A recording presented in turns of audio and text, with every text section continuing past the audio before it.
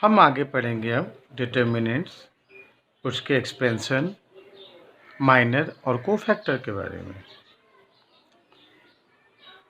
यहाँ थोड़ा ध्यान देने लायक बात यह है, ए डिटर्मिनेंट इज एन एक्सप्रेशन और ए फंक्शन और ए number which is associated with a square matrix of order n by n और simply n।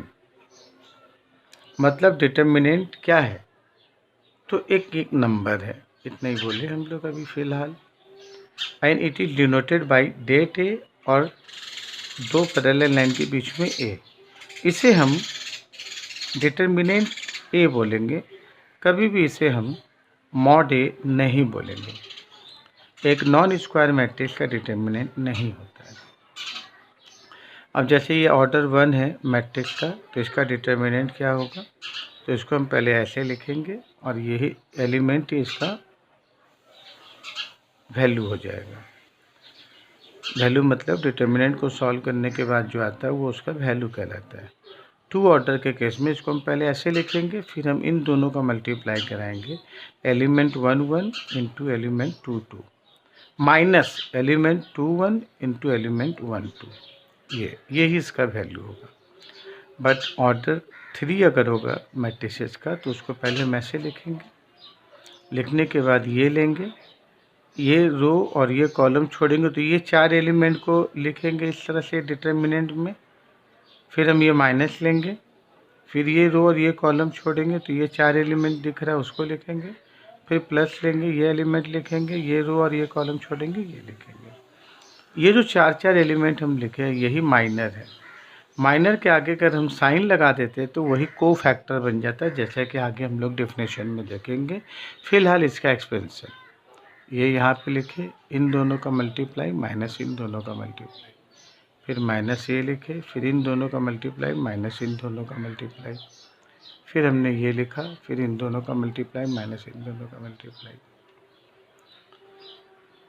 ये जो एक एवब एक्सपेंशन ऑफ ए है, is the expansion along with first रो।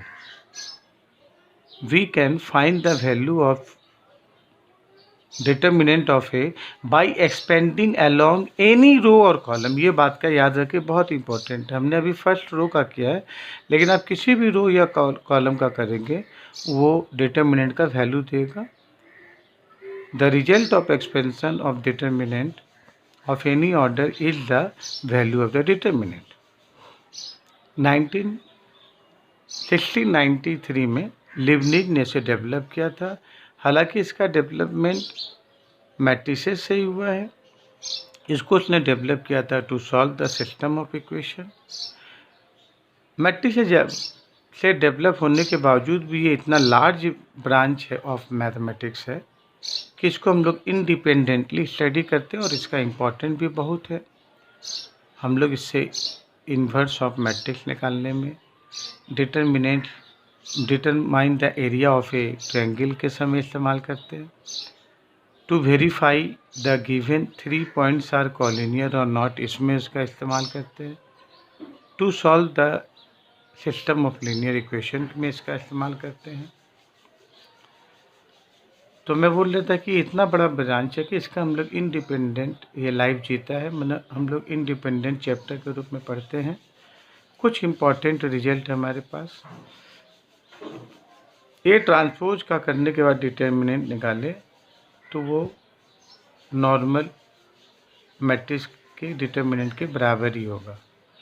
अगर हमको इस तरह का देखने को मिला के, तो के हम बाहर लेंगे और के टू द पावर n होगा, n जो कि ऑर्डर ऑफ मैट्रिसेस या डिटर्मिनेंट है और ए का डिटर्मिनेंट।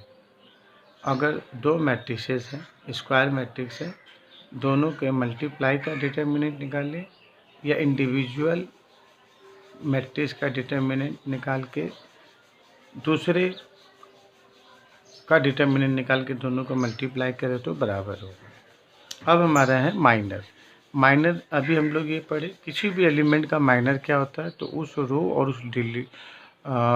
रो और उस कॉलम को डिलीट करने के बाद जो 4 एलिमेंट बोलते हैं वो उसको अगर हम डिटर्मिनेंट के रूप में रिप्रेजेंट करें तो वही उसका माइनर होता है, जैसे मैंने यहाँ लिखा है।